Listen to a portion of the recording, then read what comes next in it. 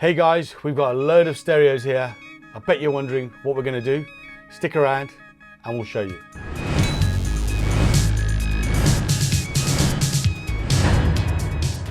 Welcome back to the channel. I am here with Blayde. What's going on? Hello everyone. We are in our little stock room which is attached to the showroom, and this is actually Blayde's stock room. He uses it to reserve goods for customers who have paid for installations and so on. But over the last couple of months, I've commandeered one section of the stock room, which he wasn't happy about. But now, sort of 2 months later, he's realized why I've done that. Yeah. We are storing some, and I say the word some very loosely because there's so much stuff. There's some in my office, there's some in the media room. But this is part of the collection for the Retro Car Audio Museum that we are curating here at Car Audio Security. And it's basically a trip down memory lane for some of the older guys like me who've been doing car audio since the 80s. Formats have changed and car audio has changed. And some of the younger guns like Blayde, who's still in his 20s, and some of these stereos were released before Blayde was ever on this earth. And what we're going to do today is just dive into, say, 3 brands, 3 different types of format. So hopefully you'll enjoy this video. So the first one we're going to look at is a brand that was probably, in terms of quality, the best brand for source units in the 90s, and that's Alpine. Alpine. Lamborghini has the Alpine touch. So this Alpine unit here is the 7618R, second down from top of the range, around mid-90s. The top of the range was a 7619R. It's a pull-out radio cassette, and we'll go into that in a moment. And we've paired it with a graphic equalizer, the ERE G180 from the early 90s. Radio cassette. Yeah, I mean, you have to have a whole separate unit to do EQ? No, you don't. So the reason why I've put that here is this Alpine unit has no built-in amplifier. Oh, okay. So that's why I would say it's one of the best units, because it relies purely on your external amplifiers. Just the radio cassette retail for about £600. Whoever bought that was going to have some high quality amplification. Makes sense. Be it Alpine, be it Rockford Fosgate, Phoenix Gold, you know, the sort of big brands. Yeah. And most people who had that always had an EQ because it gives you that extra bit of adjustment to play around with. Nowadays you've got like 13 band, 8 band, 9 band EQs built into the head unit. That's not the case with this one? Not in these head units. As you can see, this is the classic Alpine retro look, which I think disappeared probably around when this era came out, which is early noughties, and this was the 6-button Alpine look. For those of you that aren't familiar with cassette, these are cassettes.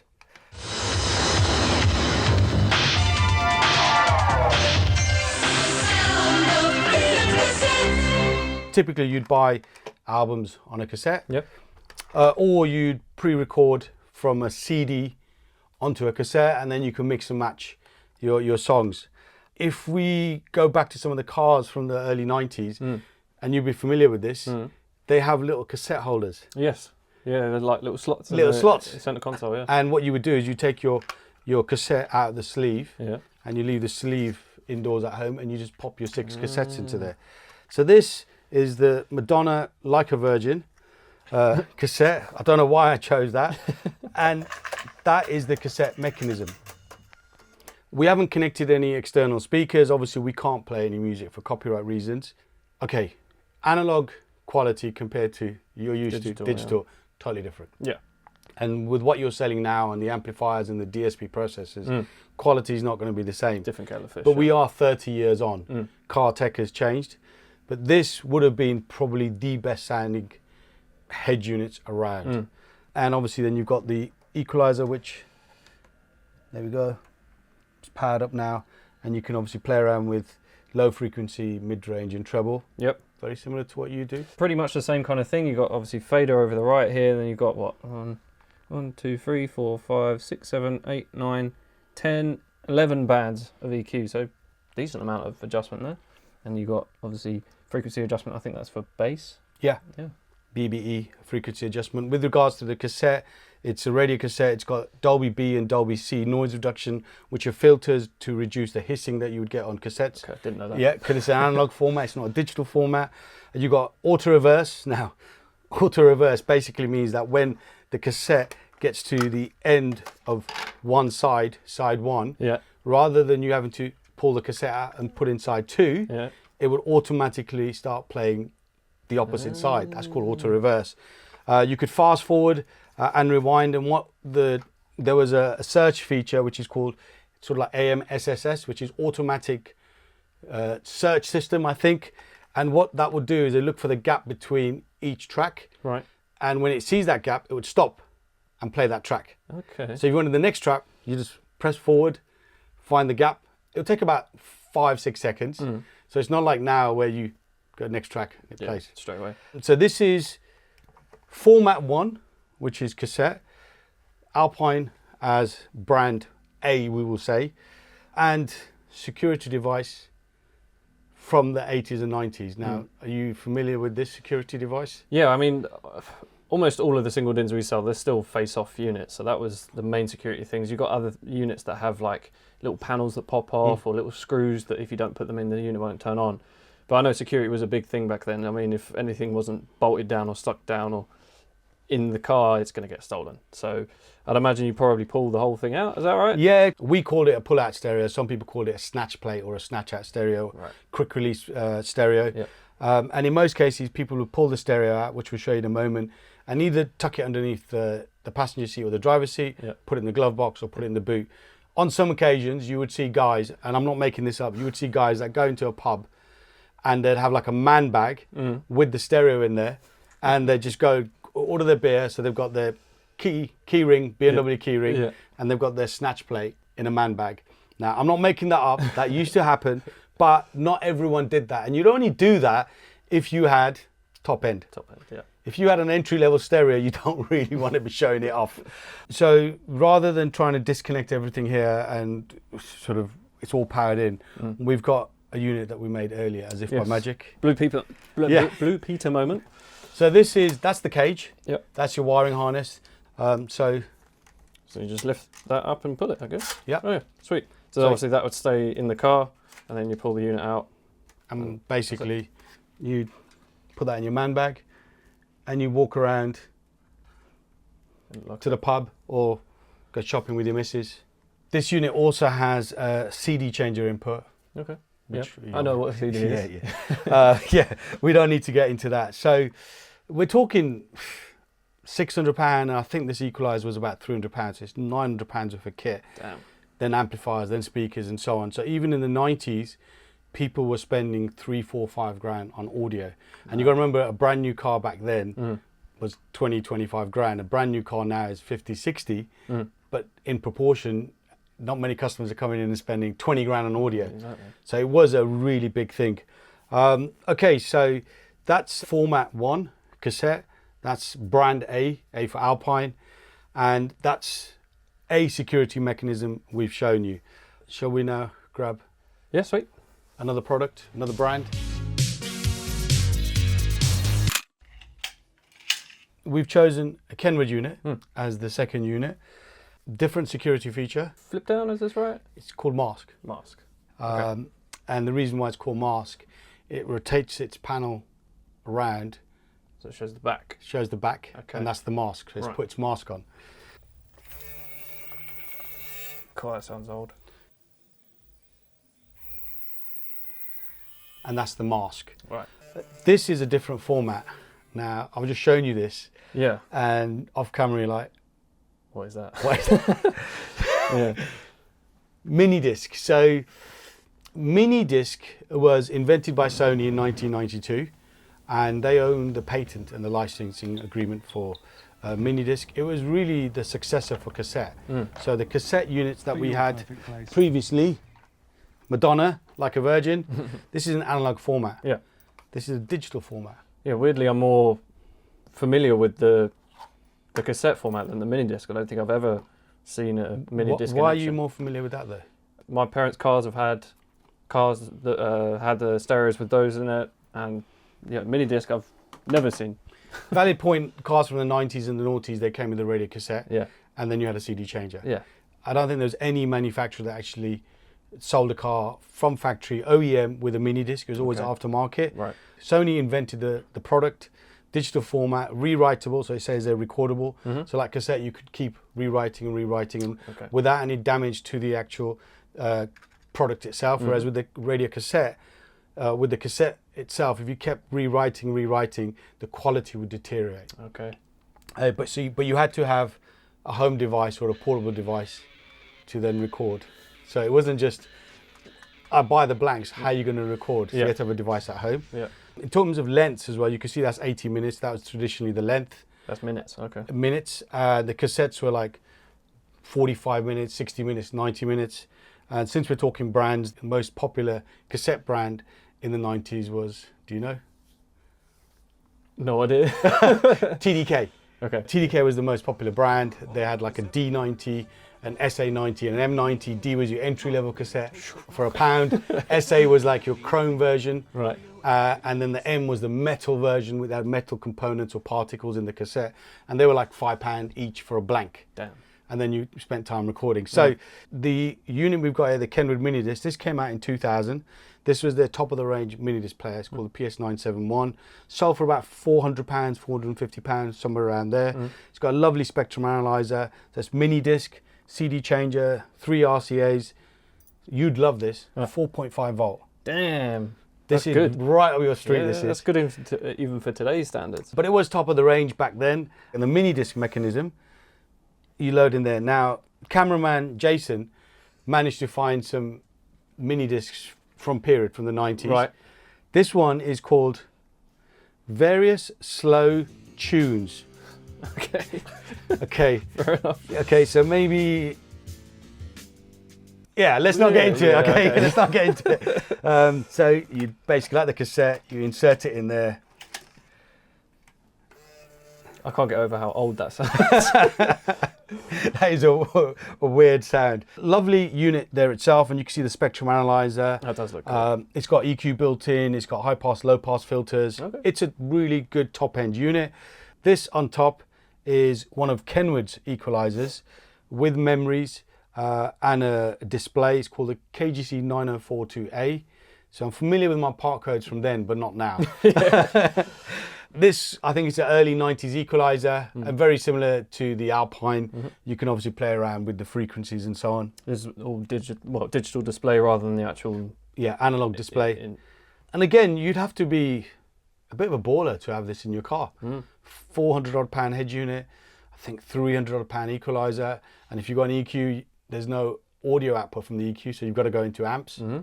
Although this Kenwood does have built-in amplifier. So another format you're not really familiar with. So shall we maybe pull out a format that you are familiar with? Yeah, let's do it. Which is? CDs. Right, let's get into CDs.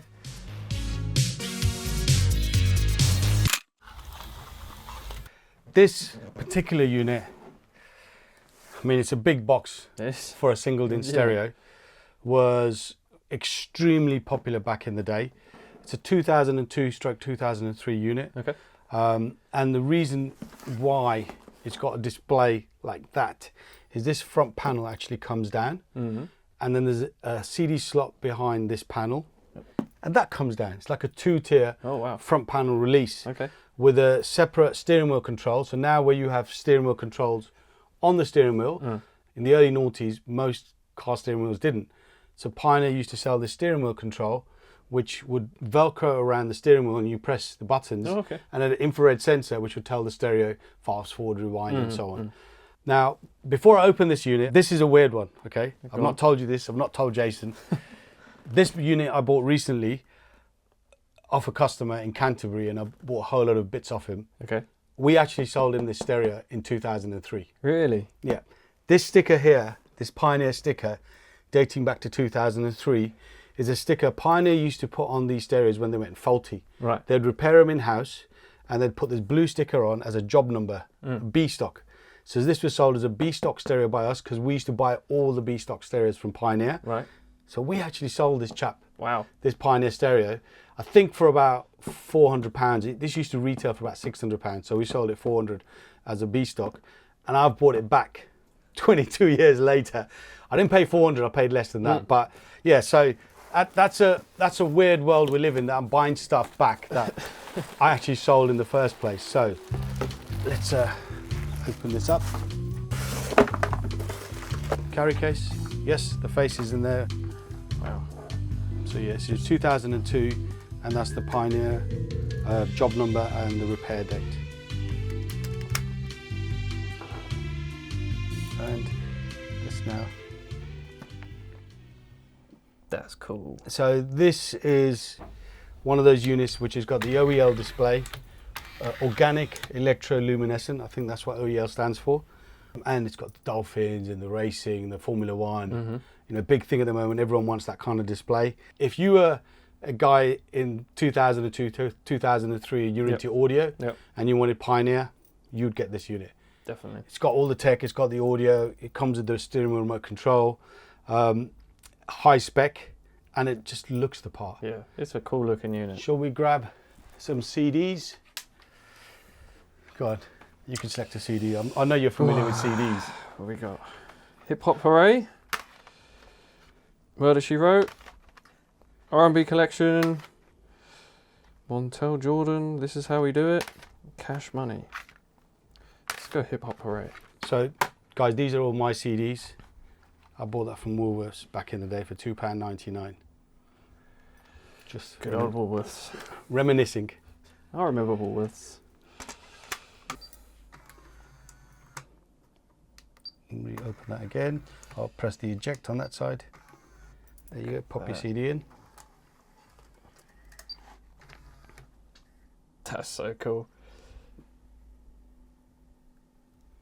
I see your name all over this. Yeah, definitely, definitely. Just this two kind of tier display with the motorization in there and the OEL display. That's very, very cool. So yeah, you've got the EQ button here. If you flick through that, you can have custom EQ, and then you can have the sort of pre-saved presets. Yep. And then you've got your radio, your band, your memories. Very similar to a unit you'd have now as well. But I think the cool thing here is just the display. Yeah, that's cool. And there you go. And if you want to eject the CD.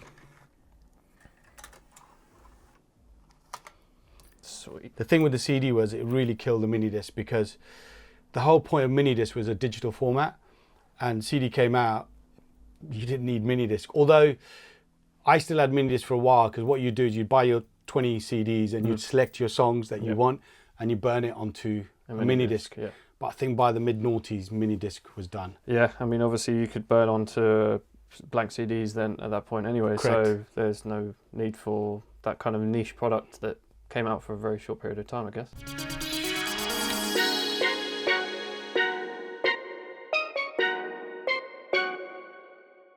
So we've shown you 3 different brands. So from the top, Alpine, Kenwood and Pioneer. And weirdly enough, those are 3 out of the 4 brands that are left, the other brand being JVC. There is obviously Blaupunkt as well, but Blaupunkt isn't really the Blaupunkt from the 90s because it's a licensed product. So all the other brands from the 90s, and some of the brands you would have been familiar with, even growing up, are gone. So I'm going to name a few. Go on. Clarion. Yep.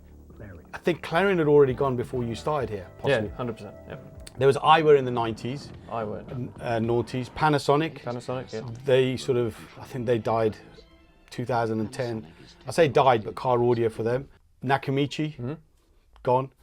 And most recently, Sony. Sad day. Sad day. So Sony no longer do car audio in Europe. It's available in the US, but I don't think that US market isn't that big, so I don't think it'll be there for much longer. So there we go, a quick overview of 3 units from our collection of, I'm going to throw a number out there. I think I've got about 500 stereos. Damn. Now, some of this stuff is entry level, which will be sold on, and I think Jason will list it on eBay and move it on. And there's duplicates of some unit. We've got quite a few of the 9812s, very popular.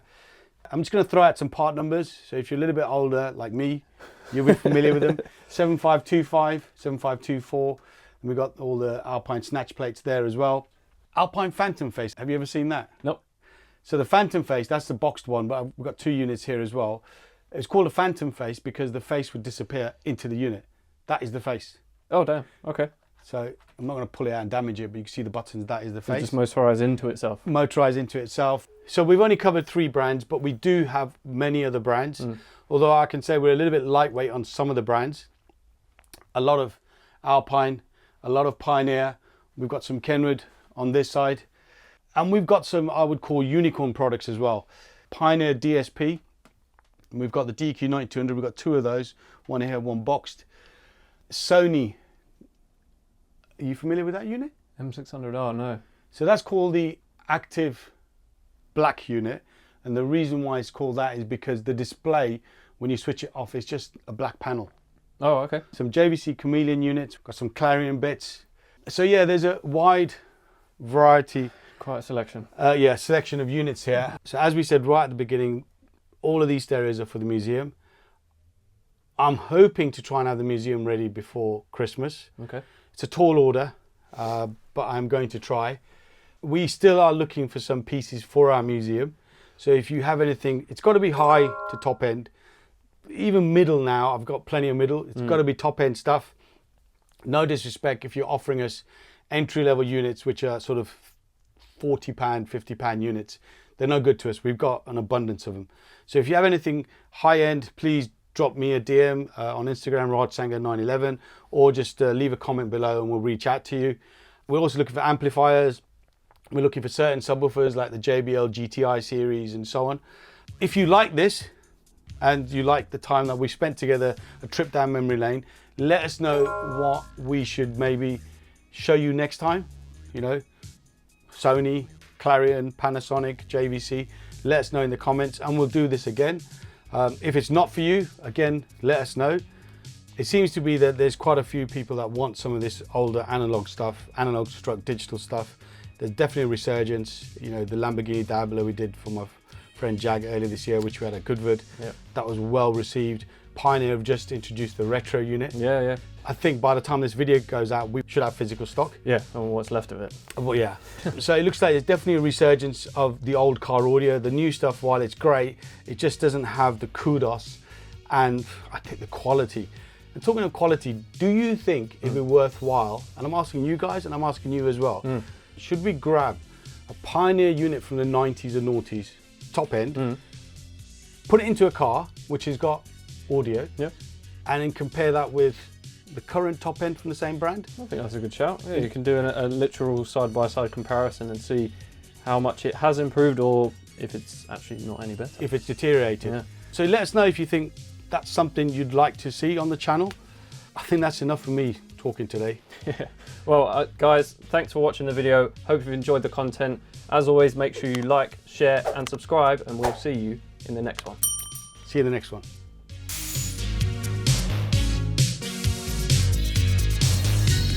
So just the lever, and then pull. Yep. God. What the hell? No.